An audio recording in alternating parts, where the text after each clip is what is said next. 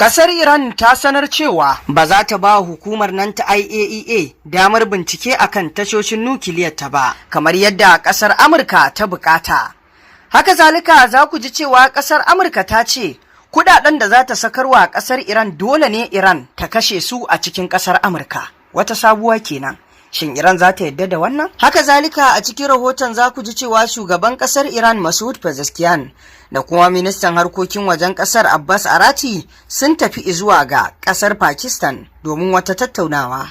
Za ku ji a cikin rahoton shin wace tattaunawa ce suka je yi bayan wannan batu da suke yi na yarjejeniya tsakaninsu da Amurka. Shin menene ya sanya ya je kasar Pakistan? Za ku ji a cikin rahoton. Masu saurare sai ku gyara zama domin jin waɗannan rahotannin labarai da muke tafa da su kan abubuwan da ke faruwa musamman ma a gabas ta tsakiyan.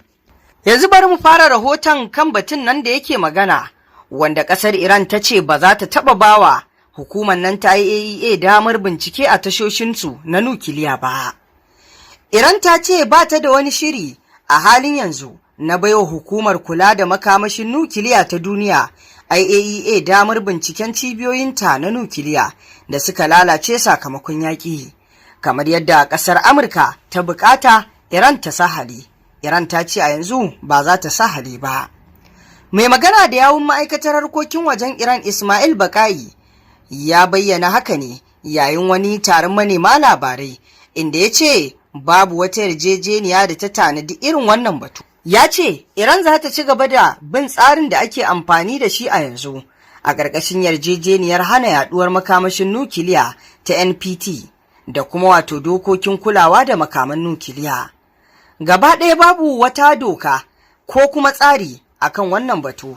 A matsayinmu na mamba a yarjejeniyar NPT za mu ci gaba da bin hanyoyin da muke kai yanzu kuma tsarin a bayyane yake, in ji Baƙa'i. Haka zalika ya ce babu wata ganawa da aka shirya tsakaninsa da babban daraktan IAEA Rafael Grossi a Switzerland. Wannan bayani na Iran ya zo ne bayan kalaman mataimakin shugaban kasar Amurka JD Vance wanda ya bayyana cewa Iran ta amince a bawa masu binciken damar bincikar cibiyoyin nukiliyar tata. Sai dai gwamnatin Iran ta musanta wannan ikirari tana mai cewa ba ta ɗauki wani sabon alkawari dangane da wato batun binciken nukiliya ba. Kuma hulɗa da IAEA za ta ci gaba ne a ƙarƙashin dokokin da ake da su. Haka zalika kamar yadda wato muka ambata muku dai, Donald Trump shugaban ƙasar Amurka ya ce dole ne Iran ta kashe kuɗin da za su sakar masu a cikin Amurka kaɗai. Shugaban Amurka Donald Trump ya sake nanata cewa duk wani kuɗin Iran da aka riƙe wanda za a saki sanadiyar ɗage takunkumai da gwamnatin Amurka ta yi, za a tura kuɗin ne zuwa cikin wani asusu na musamman wanda ke ƙarƙashin kulawar ƙasar Amurka. A wani saƙo da ya wallafa a shafinsa na sada zumunta, Mr. Trump shugaban ƙasar Amurka ya ce daga cikin asusun Iran za ta iya amfani da kuɗin wajen sayan abinci da magunguna kuma daga Amurka kawai za ta saya. A baya Iran ta yi watsi da sharuɗan makamanta haka daga mataimakin shugaban Amurka JD Vance wanda ya jagoranci tattaunawar sasanci da Iran a ƙasar Switzerland. Jakadan Iran a Majalisar Ɗinkin Duniya a birnin Geneva ya ce Iran ce kaɗai take da 'yancin tantance yadda za ta yi da kuma abin da za ta yi da wato kadarorinta da za a saki, ba wani ne zai gaya mata ga yadda za ta yi ba.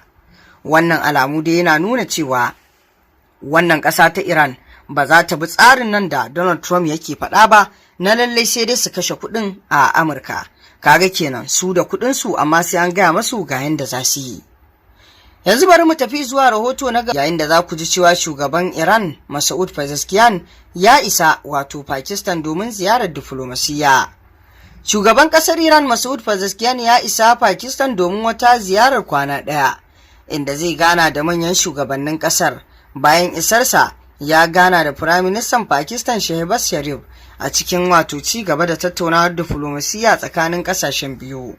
Haka kuma ministan harkokin wajen Iran Abbas Arati ya isa Pakistan domin haɗuwa da shugaban ƙasar a wannan ziyara bayan ya fito daga wato Oman inda ya je tattaunawa kan yadda za a tafiyar da mashigar Hormuz. Abbas Arachi ya je Oman ne daga ƙasar Switzerland, inda ya halarci tattaunawar sulhu da aka yi tsakanin Iran da Amurka tare da wata tawagar Iran da ta hada da kakakin majalisar dokokin Muhammad Bagir Galbaf. Haka kafin isowar shugaban ƙasar Iran, Abbas Arachi ya gana da shugaban Pakistan da Firaminista a Islamabad a wani bangare na shirye-shiryen ziyara.